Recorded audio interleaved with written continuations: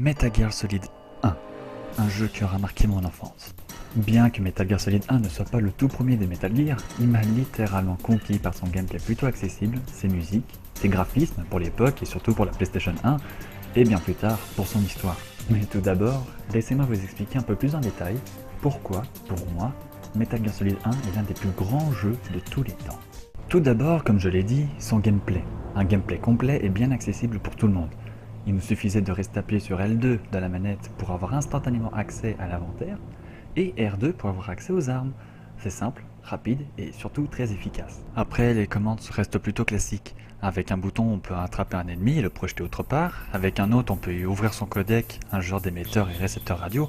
Vraiment, c'est très accessible et j'y joue beaucoup avec ma petite PlayStation 1. La caméra est bien adaptée avec la fameuse vue du dessus, un petit peu comme GTA, évitant ainsi pour la plupart des jeux en 3D une caméra mal placée ou buggée. Un radar affiché en haut à droite de l'écran nous permet de savoir où sont les ennemis et dans quelle direction ils regardent. D'ailleurs, l'IA du jeu est lui aussi plutôt bien ficelé, bien que par moments, on se demande si les soldats ne sont pas juste idiots ou même aveugles. Au niveau des musiques et de la bande sonore, c'est plutôt réussi, bien adapté à l'environnement où le personnage se trouve, ainsi qu'aux événements qui se déroulent dans le jeu.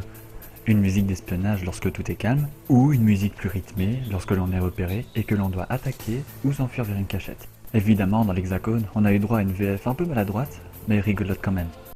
Toi aussi tu vis en Alaska. Tu connais les Olympiades esquimaux-indiennes? J'en ai entendu parler. Tu dois être très fort dans la discipline mangeur de muktuk. Oui, c'est vrai. Mais il y a une autre catégorie dans laquelle j'excelle. Le tirage d'oreilles esquimau. Tu veux qu'on se tire l'oreille? Les graphismes pour une PS1 sur ce jeu sont plutôt plaisants à regarder, malgré le fait que Snake, notre héros principal, ainsi que les autres PNJ, ont plus une tête de gaufre plutôt qu'une tête normale. Je vois rien. Et évidemment, en rejouant bien plus tard au jeu, je me suis plus intéressé au niveau scénaristique, qui est, entre guillemets dans le monde de MGS, juste énorme, complet et surtout très complexe. Combien de fois je n'ai pas recommencé le jeu pour bien comprendre l'histoire? Un dernier point que je vais aborder et que je n'ai toujours pas cité, ce sont les personnages.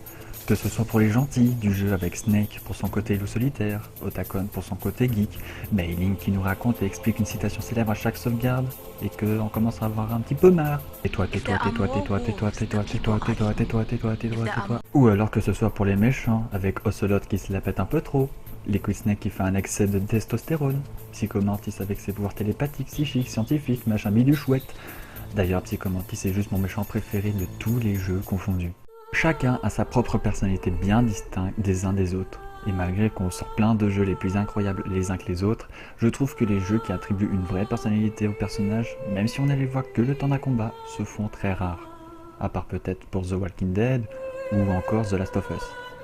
Voilà, je vous ai expliqué le pourquoi je trouve que MGS1 est l'un des plus grands jeux de tous les temps. En tout cas pour moi, ce n'est que mon avis personnel. Petite astuce pour vous, si vous souhaitez vous plonger dans ce jeu qui est juste absolument génial. Le site abandonwareutopia.com vous propose de télécharger la version PC, qui est, comme vous l'aurez compris, en abandonware, et donc téléchargeable également. Je vous mets le lien du site sur la vidéo. Sur ce, je vous laisse, et je vous dis bon jeu.